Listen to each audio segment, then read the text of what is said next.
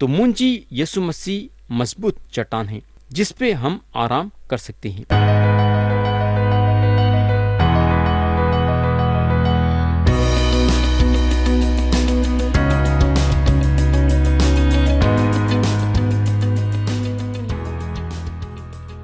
یسوع مسیح کے نام سے السلام علیکم پیارے بھائی اور بہن۔ تو اب ہم کلام میں آگے بڑھیں گے اور آپ لوگوں کو یاد ہوگا کہ گئے وقت ہم زبور کی کتاب باب 27 اور اس کی آیت 4 سے غور کرنا شروع کرے تھے، اور ہم باب 27 کو ختم کرے تھے، اور اس کے بعد ہم باب 28 اٹھائے تھے اور باب 28 کو بھی ختم کرے تھے۔ اس کے بعد ہم باب 29 اٹھائے تھے اور باب 29 کو بھی ختم کرے تھے۔ آج ہم باب 30 اٹھائیں گے اور باب 30 سے غور کرنا شروع کریں گے۔ باب 30 کا مضمون ہے شفا پانے کے لیے ہاللویا۔ تو یہ زبور اور یہ گانا اس وقت کا ہے جب داؤد کے گھر کی تقدیس ہو رہی تھی، یعنی کہ خدا کے نام سے جب داؤد کی گھر بھرونی ہو رہی تھی، یہ حمد و ثنا اور عبادت کا گانا گایا جا رہا تھا۔ تو پیارے بھائی اور بہن، اب ہم یہ زبور شروع کریں گے۔ ہم پڑھیں گے اس کی آیت 1 اور 2۔ یہاں داؤد بولتے ہیں، اے خداوند، میں تیری تمجید کروں گا کیونکہ تو نے مجھے سرفراز کیا ہے اور میرے دشمنوں کو مجھ پر خوش ہونے نہ دیا۔ اے خداوند میرے خدا، میں نے تجھ سے فریاد کی اور تو نے مجھے شفا بخشی۔ میرے بھائی اور بہن، کئیوں کا یہ خیال ہے کہ داؤد جو ہیں حزقیاہ بادشاہ کے ویسا حد سے زیادہ بیمار ہو گئے تھے اور خدا ان کو ان کے بیماری سے اٹھایا۔ ہم کو یہ تو معلوم نہیں ہے کہ ان کی کیا بیماری تھی، مگر یہ آیتیں یہ بتاتی ہیں کہ خدا جو ہے داؤد کو شفا دیا۔ تو میرے دوست، جیسا میں آپ لوگوں کو بتا چکا ہوں کہ بیماری سے شفا دینے والا خدا ہے۔ آج اگر ہم بیماری سے شفا پا سکتے ہیں بولے تو صرف خدا کے شفا کے ہاتھ کے ذریعے سے۔ آیت 3 میں داؤد بولتے ہیں، اے خداوند، تو میری جان کو پاتال سے نکال لایا ہے، تو نے مجھے زندہ رکھا ہے کہ غور میں نہ جاؤں۔ تو یہ آیت کے ذریعے سے آپ اندازہ لگا سکتے کہ داؤد کتنے بیمار تھے، لیکن یہاں انہوں یہ ظاہر کرتے ہیں کہ خدا ان کو موت کے بیماری سے بچایا اور شفا دیا۔ آج بھی اگر ہم دیکھیں گے تو کتنے لوگوں کو خدا ان کے بیماری سے شفا دیا ہے جو تقریباً مرنے پہ تھے۔ تو بولنے کا مطلب یہ ہے کہ سخت سے سخت بیماریوں سے شفا دینے والا خدا ہے۔ آیت 4 پڑھیں گے، خداوند کی ستائش کرو اے اس کے مقدسوں، اور اس کے قدس کو یاد کر کے شکر گزاری کرو۔ تو یہاں داؤد کا بولنے کا مطلب یہ ہے کہ ہم خدا کے پاکیزگی کو یاد کر کے خدا کی شکر گزاری کرنا۔ خدا اس لیے داؤد کو شفا دیا کیونکہ انہیں پاک خدا ہے اور خدا اپنے پاکیزگی کو سنبھالے رکھتا ہے۔ یہ چیز بتانے کے لیے خدا جو ہے داؤد کو شفا دیا۔ خدا داؤد کے گناہ کو پہچانتا تھا اور خدا داؤد کو بچایا اس کے فضل کے ذریعے سے۔ خدا جو ہے اپنے عہدے کو کم نہیں کرا ہے۔ تو پیارے بھائی اور بہن، خدا کے شفقت کے لیے اس کو ہاللویا بولنا چاہیے اور اس کی حمد و ثنا کرنا چاہیے۔ تو ہماری بیماری سے شفا پانے کے لیے ہم خدا کے پاس جانا چاہیے۔ تو خدا پاک ہے۔ ہم اس بات سے شکر گزاری کرنا کہ ہمارا خدا ایک پاک خدا ہے جو ہمارے ساتھ فضل کے ساتھ پیش آتا ہے۔ آیت 5 پڑھیں گے، یہاں داؤد بولتے ہیں، کیونکہ اس کا خیر دم بھر کا ہے، اس کا کرم عمر بھر کا، رات کو شاید رونا پڑے پر صبح کو خوشی کی نوبت آتی ہے۔ تو یہاں داؤد بولتے ہیں کیونکہ اس کا قہر دم بھر کا ہے۔ بولنے کا مطلب یہ ہے کہ طوفان کسی صورت سے ختم ہو جائے گا۔ اگر خدا ہماری عدالت کرتا بھی ہے تو اس کی عدالت صرف تھوڑی دیر کے لیے ہے۔ خدا کی طرف سے سزا پانا ہم کو اچھا نہیں لگتا، مگر خدا کا غصہ ہمیشہ کے لیے ہم پہ نہیں رہتا۔ خدا کا غصہ صرف تھوڑی دیر کے لیے ہے۔ آیت 8 اور 9 پڑھیں گے۔ یہاں داؤد بولتے ہیں، اے خداوند، میں نے تجھ سے فریاد کی، میں نے خداوند سے منت کی۔ جب میں گور میں جاؤں تو میری موت سے کیا فائدہ؟ کیا خاک تیری ستائش کرگی؟ کیا وہ تیری سچائی کو بیان کرے گی؟ داؤد نہیں چاہتے تھے کہ انہوں جلدی مر جانا، انہوں زیادہ سے زیادہ زندہ رہنا چاہتے تھے، اور یہ اس لیے کہ داؤد اپنی زندگی کے رہن سہن سے خدا کا جلال ظاہر کرنا چاہتے تھے۔ تو آپ سوچ سکتے کہ داؤد کے ارادے خدا کے لیے کتنے نیک تھے۔ اب میں آپ کا توجہ آیت 12 پہ لانا چاہوں گا۔ یہاں داؤد بولتے ہیں، تاکہ میری روح تیری مدد سرائی کرے اور چپ نہ رہے۔ اے خداوند میرے خدا، میں ہمیشہ تیرا شکر کرتا رہوں گا۔ تو پیارے بھائی اور بہن، یہاں داؤد کی زندگی بدل گئی۔ انہوں اپنے بیماری میں سے اٹھ کے صحت میں داخل ہوئے اور اپنے غم میں سے نکل کے خوشی میں داخل ہوئے اور خاموشی سے نکل کے حمد و ثنا میں داخل ہوئے۔ تو یہاں ختم ہوا باب 30، اور اب ہم اٹھائیں گے باب 31، اور باب 31 کا مضمون ہے مصیبتوں سے چھٹکارا پانے کے لیے دعا۔ اب ہم یہ زبور پہ غور کریں گے اور پڑھیں گے اس کی آیت 1۔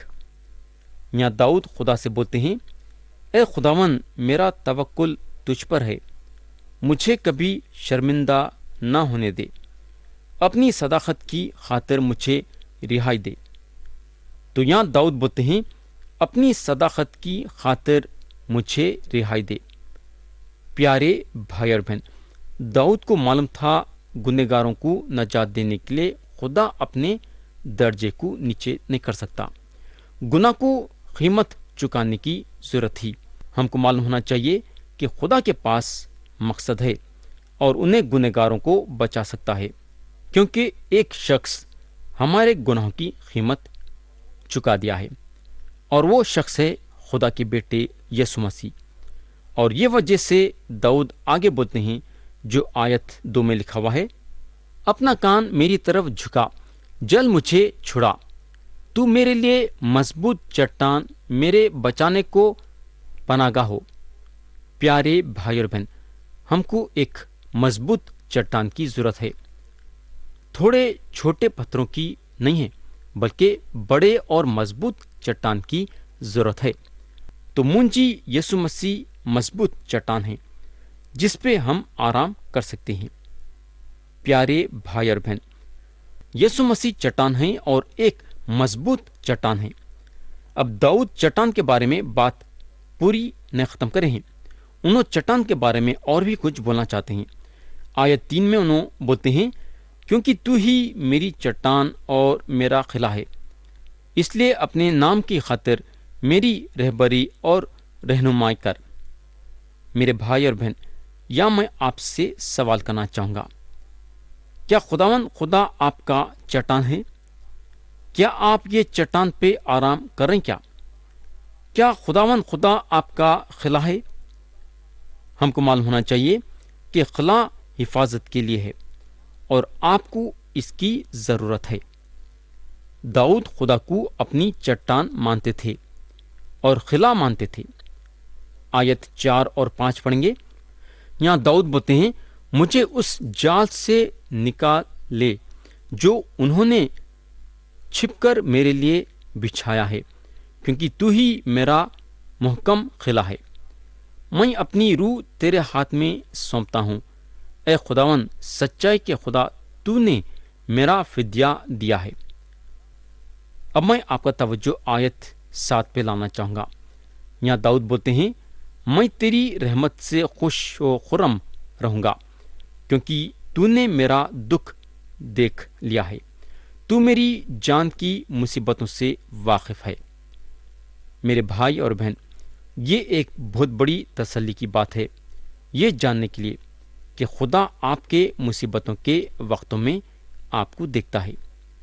اگر ہم یاد کریں گے تو خدا جو ہے موسیٰ کو بولنے کو لگا، میں نے اپنے لوگوں کی تکلیف جو مصر میں ہیں خوب دیکھی، اور ان کی فریاد جو بیگار لینے والوں کے سبب سے ہے سنی، اور میں ان کے دکھوں کو جانتا ہوں، اور میں اترا ہوں کہ ان کو مصروں کے ہاتھ سے چھڑاؤں اور اس ملک سے نکال کر ان کو ایک اچھے اور وسیع ملک میں جہاں دودھ اور شہد بہتا ہے۔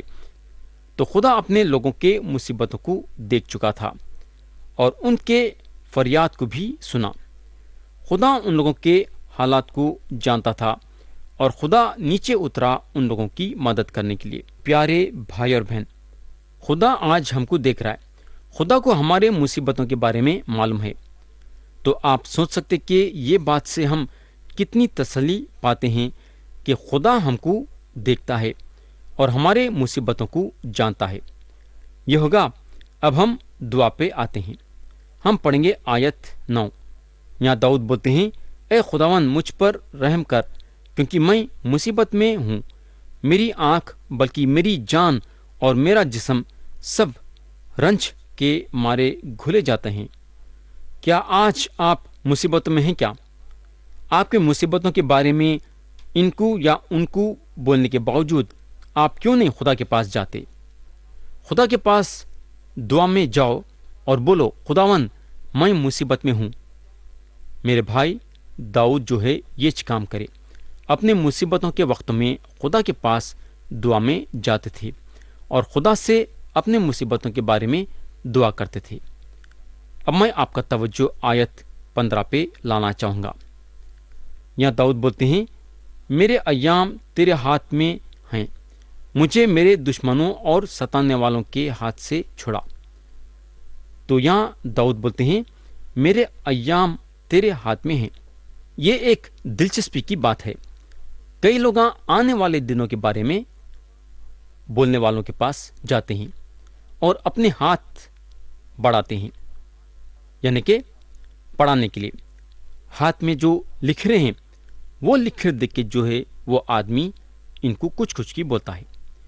یہ ہاتھ دیکھنے والے ان لوگوں کو یہ بتاتے ہیں کہ یہ لکھر کا مطلب یہ ہے اور وہ لکھر کا مطلب وہ ہے، مگر سچا یہ ہے کہ یہ سب بیکار کے باتیں ہیں، مگر یہ چیز کئی لوگوں کا پیٹ بھرتی ہے اور دوسروں کے لیے یہ ایک نقصان دہ ہے، کیونکہ جب آدمی ہاتھ دیکھتا ہے اور وہ لکھریں پڑھتا ہے اور جب بولتا ہے تو اس کی ایک بات بھی سچ نہیں ہوتی ہے۔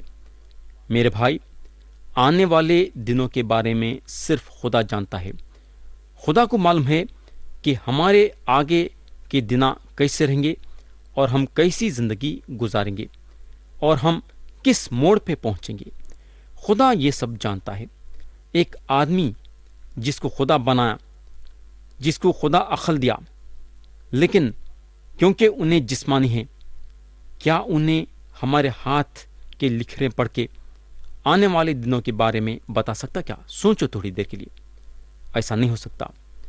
بولنے کا مطلب یہ ہے کہ لوگ جو ہے دھوکہ کھا رہے ہیں وہ لوگوں کے سامنے جو ہاتھ دیکھ رہے ہیں، لیکن یہ لوگوں کا مقصد یہ ہے کہ اپنا پیٹ بھرنا، اور اس پیٹ بھرنے کے خاطر یہ لوگ جو ہے لوگوں کو دھوکہ دے رہے ہیں۔ بولنے کا مطلب یہ ہے میرے بھائی، اگر آپ اپنی زندگی کے بارے میں جاننا چاہتے ہیں تو خدا کا کلام آپ کے ہاتھ میں لو، خدا سے دعا کرو اور خدا کا کلام کھولو اور پڑھو، اور میں یقین دلاتا ہوں کہ خدا جو ہے اپنے کلام کے ذریعے سے آپ سے سیدھے بات کریں گا اور اپنی مرضی آپ کی زندگی میں جانیں گا اور بتائیں گا کہ آپ کو کیا کرنا ہے اور کیا نہیں کرنا ہے۔ بولنے کا مطلب یہ ہے کہ ہمارے بارے میں اگر ہم جاننا چاہتے ہیں کہ خدا کی مرضی ہمارے لیے کیا ہے اور ہم کیا کریں گے، تو میرے دوست خدا کے پاس جاؤ۔ تو یہاں میں کلام کو ختم کرنا چاہوں گا، لیکن آیت 16 ہم پڑھیں گے۔ یہاں لکھا ہوا ہے، اپنے چہرے کو اپنے بندے پر جلواگر فرما، اپنی شفقت سے مجھے بچا لے۔ تو میرے بھائی، خدا ہم سب کو آج کے کلام کے ذریعے سے برکت دے۔